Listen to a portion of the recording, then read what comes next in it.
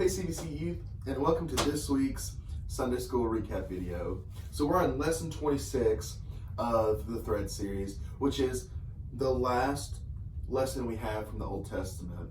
And the lesson we have today, it's a very good connection between the two, and you'll see why here in a second. So just some background on what we've done so far. So we started in Genesis, right? We worked through the Bible, we worked through all the things that the Israelites went through to get to the promised land, all the promises God kept and continue to keep, even though that they stopped worshiping God in many instances and following God. And recently we saw in the story where he let the Hebrew people, the kingdom of Israel and the kingdom of Judah, be taken over by the Assyrians and the Babylonians. And we eventually get to a point where they get to rebuild the wall in Jerusalem. Some of them get to come back. And we see Isaiah, another prophet, telling us some prophecy about what's going to happen in about 750 years. So let me read a couple verses in Isaiah. So Isaiah 53, let me make sure I'm doing it right. Isaiah 53, 1 through 6. Okay, this is what it says. Who has believed what he has heard from us, and to whom the arm of the Lord has been revealed? For he grew up before him like a young plant, and like a root out of dry ground. He had no form or majesty that we should look at, and no beauty that we should desire him. He was despised and rejected by men, a man of sorrows, and acquainted with grief. And as one from whom men hide their faces, he was despised, and we esteemed him not. Surely he has borne our griefs and carried our sorrows, yet we esteemed him stricken, smitten by God and afflicted.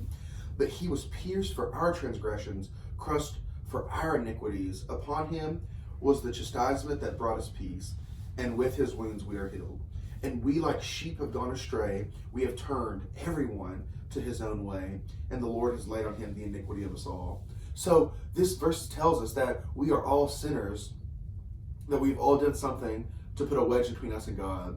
And then we see a prophecy of the thing that's going to redeem us, that's going to bring us back into a relationship with God, that's going to give us that opportunity to know Jesus Christ and have a relationship with him.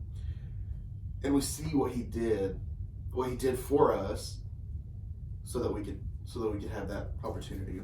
So later, when we get into the New Testament, we read here in 1 Peter 2, 21 and 25 through 25. And this is what it says. For to this you have been called, because Christ also suffered for you, leaving you an example so that you might follow in his steps. He committed no sin, neither was deceit found in his mouth. When he was reviled, he did not revile in return. When he suffered, he did not threaten, but continued entrusting himself to the one who judges justly. He himself bore our sins in his body on the tree, that we might die to sin and live to righteousness. By his wounds you have been healed. For you were straying like sheep, but have now returned to the shepherd and overseer of your souls. So Isaiah is being quoted right here, right? Like, this was taken it directly from the passage that we read in Isaiah. And we see now that in this story where we are in the Bible, Jesus has done these things that were prophesied about, right? And the audience right here are people that have been redeemed, right? Like, they have the example that they should live their life by, so other people can see that what Jesus did was real. What he did was real, and it can change people's lives. It's changed my life, right? And this is something they can share with others now that they have a bigger picture of the story. They've seen Jesus. They've seen what he did for us. The prophecy has been fulfilled. So that's where we're at in the story.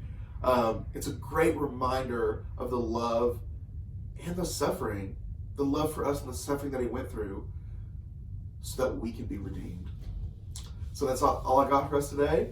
I hope I can see you guys soon. I love you guys, and I hope you're staying well.